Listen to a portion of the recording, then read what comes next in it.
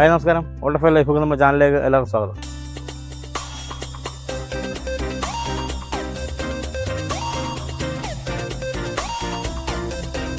നമ്മളിന്ന് ഉണ്ടാക്കാൻ പോകുന്നത് പെട്ടെന്ന് ഉണ്ടാക്കിയെടുക്കാൻ പറ്റുന്ന രീതിയിലുള്ള ഒരു പുഡിങ്ങാണ്.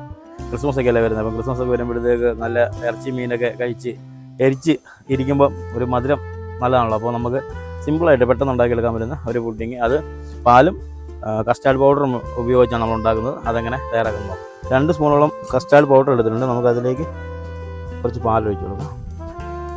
കട്ടയെന്നിട്ട് നല്ലപോലെ മിക്സ് ചെയ്തെടുക്കാം.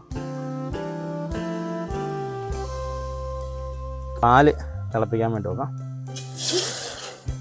പാലിലേക്ക് മധുരത്തിനാവശ്യമായ പഞ്ചസാര,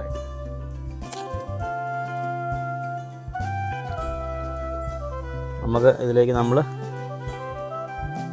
കലക്കി വെച്ചിരിക്കുന്ന കസ്റ്റാർഡ് പൗഡർ മിക്സ് നമുക്ക് ഇതിലേക്ക് ഒഴിച്ച് കൊടുക്കാം. ഇത് പെട്ടെന്ന് കുറുകി വരും, അതുകൊണ്ട് നമുക്ക് ഒരു വിസ്ക് വെച്ച് നല്ലപോലെ ഇളക്കി കൊടുത്തോണ്ടിരിക്കാം.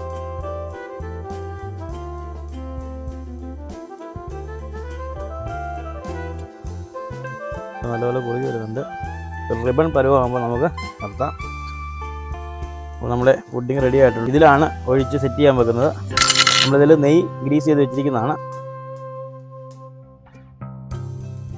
അപ്പോൾ നമ്മുടെ പുഡിങ് ഒക്കെ റെഡി ആയിട്ടുണ്ട്. ടെമ്പറേച്ചറിൽ ഒന്ന് ചൂടാറാൻ വെച്ചിട്ട് ഒരു മണിക്കൂറോളം നമുക്ക് ഫ്രിഡ്ജിൽ വെക്കാം.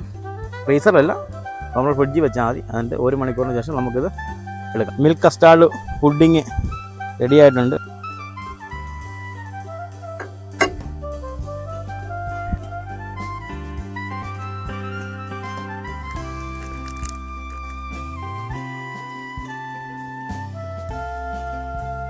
ശരിക്കും പറഞ്ഞാൽ പുഡിങ് ഞാൻ ആദ്യമായിട്ടാണ് ഉണ്ടാക്കുന്നത്. അതുകൊണ്ടാണ് ഞാൻ അധികം ഡെക്കറേഷൻ ഒന്നും ഇല്ലാതെ പുഡിങ് അങ്ങനെ ഐറ്റം ഒന്നും ഉണ്ടാക്കാഞ്ഞത്.